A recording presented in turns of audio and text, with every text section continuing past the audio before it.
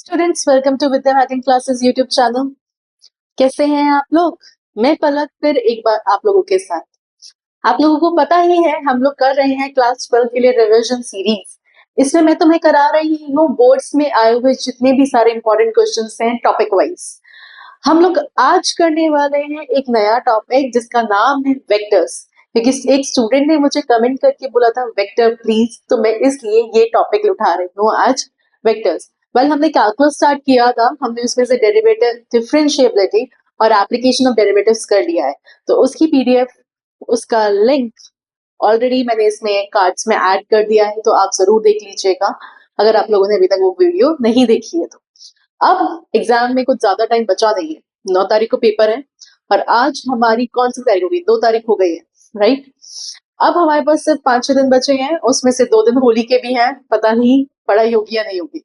अब आप देख लो 4 दिन में 5 दिन में कैसे तैयारी करनी है, ठीक है। कुछ इंपॉर्टेंट क्वेश्चन है, प्रीवियस ईयर पेपर्स हैं, वो करना स्टार्ट कर दो, टाइम बचा नहीं है बिल्कुल भी।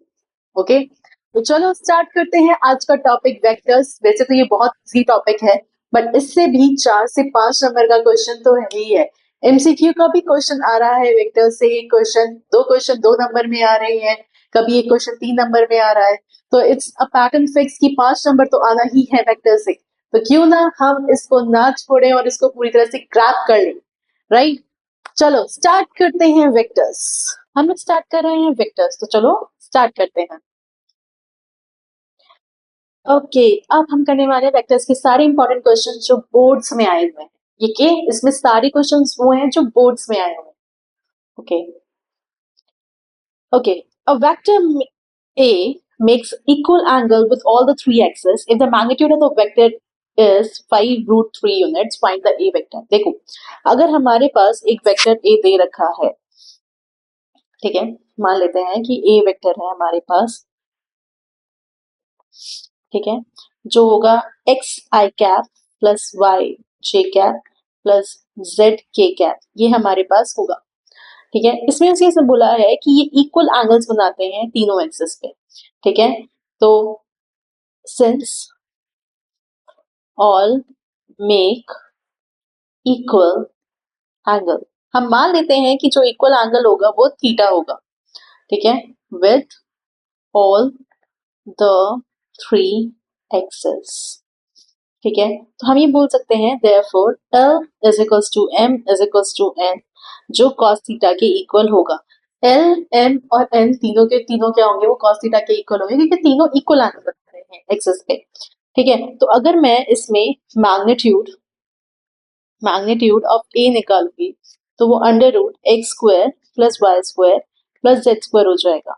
और हमें एक चीज और पता है कि L² plus M² plus N² 1 होता है, राइट, ये हमें पता है। तो L की जगह हम लगा सकते हैं cos² थीटा, M की जगह भी cos² थीटा, N की जगह भी cos² theta, that is equals to 1। तो thrice of cos² theta that is equals to 1, और cos थीटा की वैल्यू जो हमारी हो गई वो प्लस माइनस 1 अपॉन √3 हो गई। सीधा हमारी cos थीटा की वैल्यू आ गई, ठीक है। यहाँ तक तो कोई प्रॉब्लम नहीं होगी।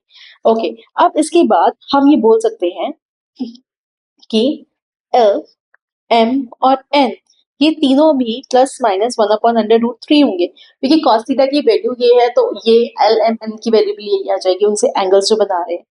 हमें दिया है क्वेश्चन में मैग्नीट्यूड, A का मैग्नीट्यूड जो है वो हमें दे रखा है, दैट इज 5√3 यूनिट्स, ठीक है, ये हमें मैग्नीट्यूड दे रखा है।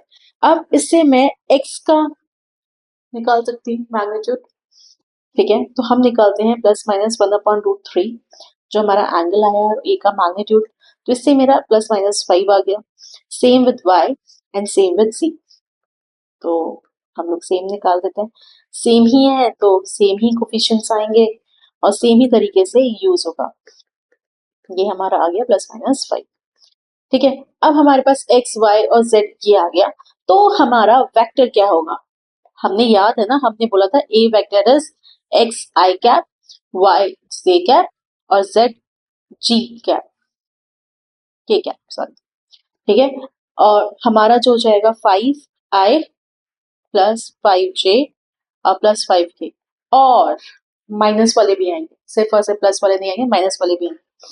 -5i -5j -5k। तो ये भी हमारे वेक्टर्स होंगे। सबसे ज्यादा गलती जो होती है ना वो ये होती है कि हम लोग प्लस वाला तो लिख देते हैं, माइनस वाला नहीं रह जाता है, उसका आधा नंबर कट जाएगा। ठीक है, तो हमें दोनों लिखने हैं, दोनों बताने हैं, हमें कहीं पर भी कोई कमी नहीं छोड़नी है कि हमारा किसी भी तरह से कोई नंबर कटे। ओके, चलो अगला question. Alpha and beta are the position vectors of the 2 points P and Q। Alpha beta position vectors हैं P और Q के। Find the position vector of R in QP produce to the R। अगर एक QP जो line है, ये QP जो line है, अगर मैंने उसको प्रोड्यूस कर दिया R तक, तो अब मुझे उसका पोजीशन वेक्टर बताना है अगर वो इस तरह से प्रोड्यूस की गई है, QR is equal to 3/2 QP। तो सबसे पहले मैं QP वेक्टर निकाल लेती हूँ। ठीक है, तो QP वेक्टर क्या होगा? अल्फा वेक्टर माइनस बीटा, है ना, अल्फा माइनस बीटा। और QR क्या होगा? इसके लिए हम लेते हैं let position vector of R be R vector. ठीक है, अब ये मेरा क्या हो जाएगा? R vector minus beta vector, है ना, क्योंकि Q का तो बीटा है, राइट। तो इस तरह से अब हम इसको जो हमें दिया है QR is equal to 3/2 QP vectors, इसके अंदर हम डालेंगे। ठीक है, तो ये R minus R vector minus beta vector that is equal to 3/2 alpha minus beta. ठीक है, अब इसे सॉल्व कर,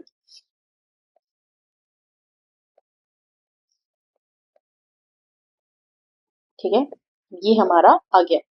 अब इसे अगर हम सॉल्व करते हैं, आगे बीटा को उधर ले जाती हूँ मैं, तो मेरा आ जाएगा R vector that is equal to 3/2 alpha minus 1/2 beta. तो R vector is equal to 3 alpha minus beta.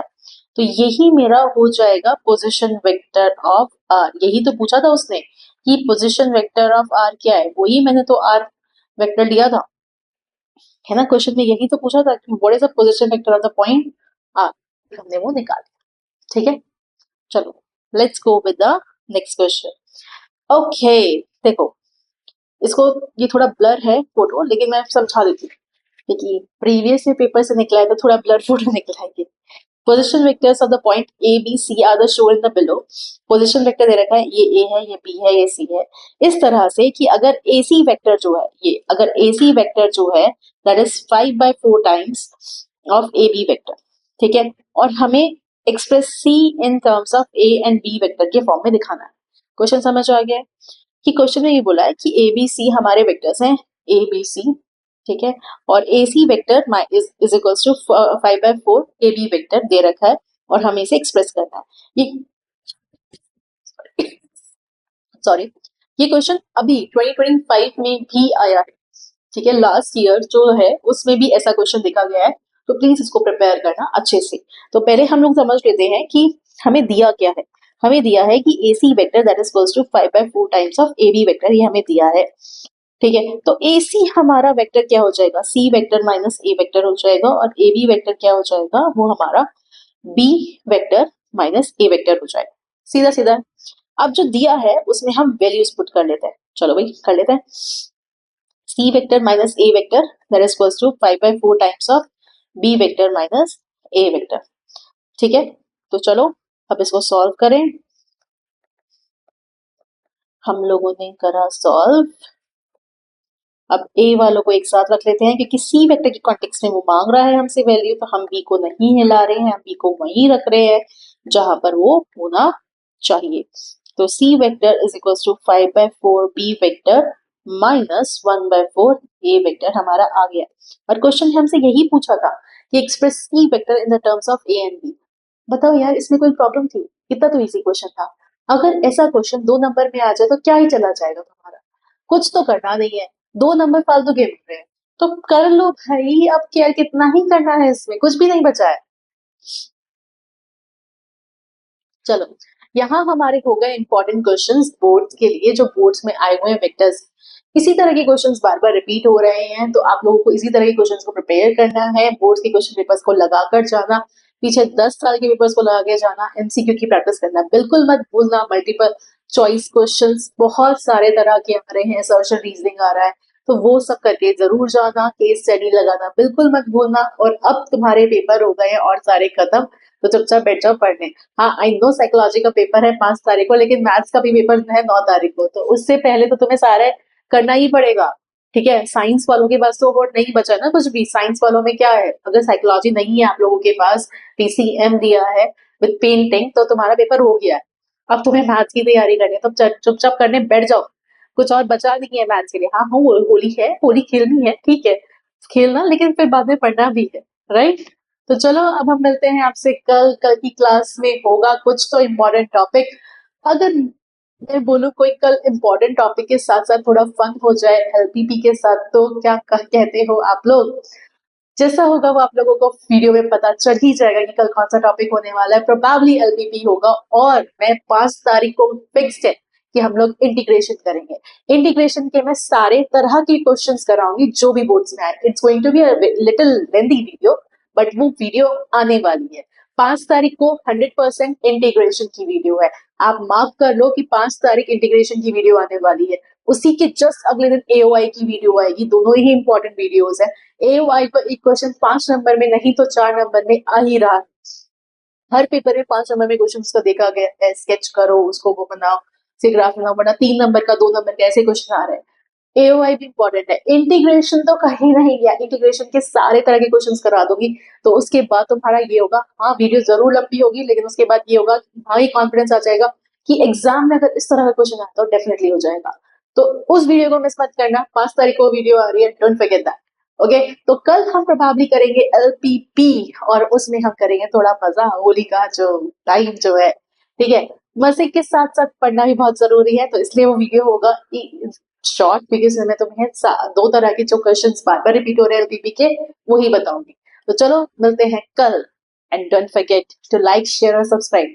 अगर ये वीडियो अच्छी लग रही है तो बेल आइकन को हिट कर दो, फ्रेंड्स को भेज दो, थोड़ा उनका भला हो जाने दो। एग्जाम आ गए हैं, अब तो बोर्ड्स की तैयारी करनी है, अब तो छोड़ दो यार। चलो भेजो उनको भी वीडियो, और तुम पढ़ो बैठकर अब। चलो, तब तक के लिए बाय बाय।